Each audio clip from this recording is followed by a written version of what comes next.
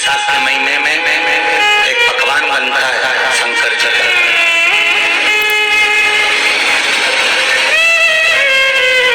शिव जी के हाथ में त्रिशूल है, शिव जी के 3 नेत्र है, बेलपत्री में भी 3, बोलते जाओ, पत्ती है।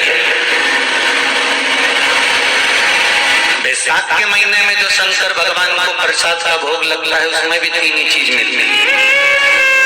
सत्तू कोई दूसरे महीने में बनता है, जम के तो बोलो नहीं, कब बनता है? यही बैसाख के महीने में। चने की दाल, गेहूं और जौ, इन तीनों को गलाकर सेक कर जो सत्तू तैयार होता है, इसी बैसाख के महीने में परशुराम जयंती के दिन या अमावस्या के दिन या पूर्णिमा के दिन शंकर भगवान को समर्पित होता है और भगवान विष्णु को समर्पित होता है। दुनिया के लोग कहते क्या होता है सत्तू से? सास अपनी बहू से कहती है बेटा सत्तू बना ले, थोड़ा सा सत्तू बाजार से ले आना, 10 रुपए का खरीद कर ले आना, आज सत्तू, आज हम पूजन करेंगे सत्तू की, अच्छे तृतीया है, थोड़ा सा पूछ देंगे, थोड़ा सा भगवान को भोग लगा देंगे, सत्तू का लड्डू बना लेंगे। बोलो नहीं सही है कि गलत है? बाजार में भी सत्तू मिलता है तो बच्चे कहते हैं, बहुएं कहती है कौन खाएगा, काय को ला रहे हो? सत्तू का क्या काम है? और शिव महापुराण की कथा कहती है, स्कंद पुराण की कथा कहती है, जिस समय पर बैसाख के महीने की सुंदर अमावस्या का दिन था, उस दिन माता पार्वती शंकर भगवान के लिए जब पकवान बनाने के लिए बैठी, कुछ नहीं मिला, तब माता पार्वती ने 3 अनाज को लिया, एक चना, दूसरा गेहूं और तीसरा जौ। इन तीनों को भींग रहे थे, उसको लेकर आए गंगा जी में से, उसको सेक कर माता ने अंगीठी पर और उसका जो सत्तू बनाकर शिव को दिया। शंकर भगवान ने कह दिया, सुन पार्वती, ये सत्तू नहीं, ये मेरी औषधि है। बैसाख के महीने में जो खाएगा वो जिंदगी भर रोएगा नहीं, शरीर से स्वस्थ। अब उसको लोगों ने हंसी खेल में ले लिया, सत्तू का क्या काम, मम्मी हम नहीं खाएंगे। शिव जी का एक चीज बैसाख के महीने में पियो बेल। बेल मतलब समझ गए? बेल का रस। बैसाख के महीने में पियो बेल और शरीर को रखो ऑलिव बेल। शरीर बेकार नहीं, शरीर बेकार नहीं हो सकता। अब शिव आराधना तो जिंदगी की मोड़ पर शंकर परीक्षा बहुत लेते थे, बहुत परीक्षा। एक सुंदर संवाद आता है स्कंद पुराण, शायद आप लोगों ने सुना होगा, सुना हो तो भी सुन लो, नहीं सुना हो तो भी सुन लो। कांति नगर में राजा शयाजी रहते थे, उनकी धर्मपत्नी का नाम था चांगुणा। क्या नाम था? चांगुणा।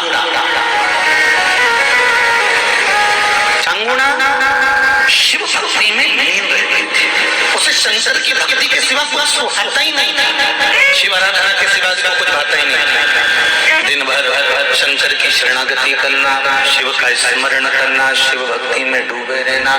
शंभो शंकर कह रहे, माँ उमा से, माँ पार्वती से, मेरा महेश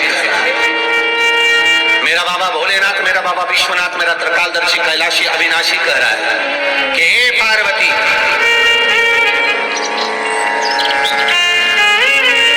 एक पीला, एक बेल जो मुझे समर्पित करता है, और समर्पित करने के बाद उस बेल की महत्वता देखिए, जो बैसाख महीने में बाबा शंकर को जो चढ़ाया जाता है और 1000 अश्वमेध यज्ञ का पुण्य फल हम प्राप्त कर लेते, मात्र एक फल चढ़ाता, मात्र एक फल चढ़ाता। पार्वती, संसार का मनुष्य जब मुझे वो बेलपत्र समर्पित कर, वो बेल का फल समर्पित करता है, पार्वती वो फल जो मुझे चढ़ता है, फिर मैं भले नर्मदा के जल से निकला हुआ कंकर शंकर क्यों ना हूं, फिर चाहे मैं गंगा के जल से निकला हुआ कंकर शंकर क्यों ना हूं, चाहे फिर मैं यमुना के जल से निकला हुआ कंकर शंकर क्यों ना हूं, चाहे मैं सरयू के जल से निकला हुआ कंकर शंकर क्यों ना हूं, चाहे मंदाकिनी के जल से निकला हुआ कंकर शंकर क्यों ना हूं। हे पार्वती, फिर उठाकर जीव अपने कार्य में ले सकता है। ये माँ उमा से कर, तो उस बेल की महत्वता जानेंगे।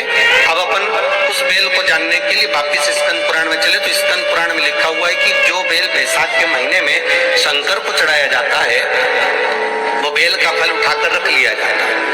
बैसाख के महीने में उस चढ़े हुए, बाकी का आपको बेल का फल खाना हो तो बात दूसरी, पर चढ़ा हुआ जो बेल का फल है वो पूरा बैसाख नहीं खाना। बैसाख के बाद में अगला जो महीना आए, उस महीने के अंदर उस फल के अंदर का गुर्दा निकालकर उसको सुखा लीजिए, और सुखाकर जिस व्यक्ति को पथरी की बीमारी हो और जिस व्यक्ति को पेट में बहुत भोजन पचता ही नहीं है, पूरा शरीर पाचन क्रिया बेकार हो गई, उस व्यक्ति को केवल 7 दिन तक शंकर पर चढ़ा हुआ वो बेलपत्र प्रदान कर दीजिए। पथरी भी बाहर और पाचन क्रिया भी ठीक, जिंदगी भर तकलीफ नहीं। उस बैसाख में उस फल की इतनी महत्वता बाबा भोलेनाथ स्कंद पुराण, लिंग पुराण, नर्मदा पुराण, पद्म पुराण के अंतर्गत, शिव महापुराण के अंतर्गत वर्णन कर, उसकी महत्वता है। वो बेल का फल साधारण नहीं हो सकता।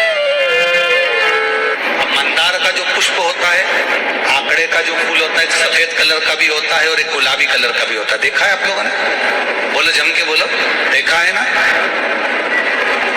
गुलाबी कलर का जो पुष्प होता है वो आप मंदार का, आंकड़े का जो गुलाबी कलर का पुष्प होता है, आप टीवी पे देख रहे होंगे, एक सफेद देख रहे होंगे, एक मंदार का गुलाबी फूल, नीला कलर का फूल देख रहे होंगे।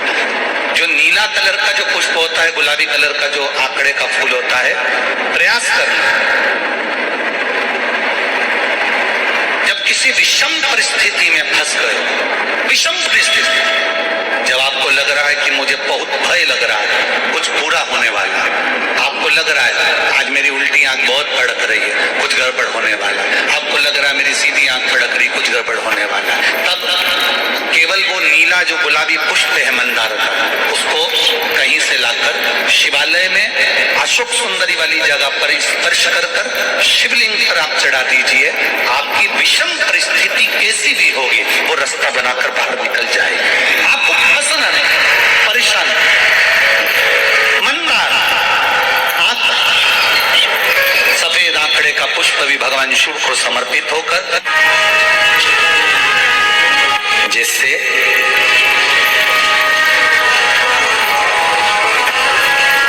बेले के फल का गुर्दा, बेल का जो फल होता है, बेलपत्री का फल, उसका जैसे गुर्दा, उसके अंदर का जो भाग होता है बेल का गुर्दा,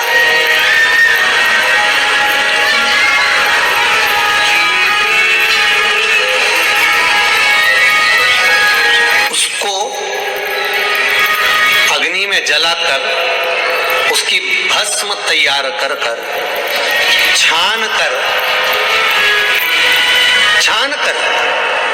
जब जब आपके यहाँ विद्वान ब्राह्मण शिव जी का अभिषेक कराते हैं, पूजन कराते हैं, तो उसमें लिखते हैं पूजन के साहित्य में, बेलपत्री, धतूरा, दुर्वा, ये उसमें नीचे लिखेंगे भस्म। लिखते कि नहीं लिखते? लिखते हैं ना, भस्म अभिषेक में चाहिए रहती है। तब उस भस्म का थोड़ा सा भी भाग आप अगर शिव को समर्पित कर रहे हो तो ये जान लें कि शंकर मनवांछित फल प्रदान कर रहे हैं, शिव फल प्रदान कर रहे हैं। श्री शिवाय नमस्तुभ्यम। आप सब भी बैसाख अमावस्या के इन विशेष उपायों को, जो कि शिव महापुराण में बताए गए हैं, उनको अपनाकर अपने जीवन से सभी कष्टों को दूर कर सकते हैं और इन सब उपायों का लाभ उठा सकते हैं।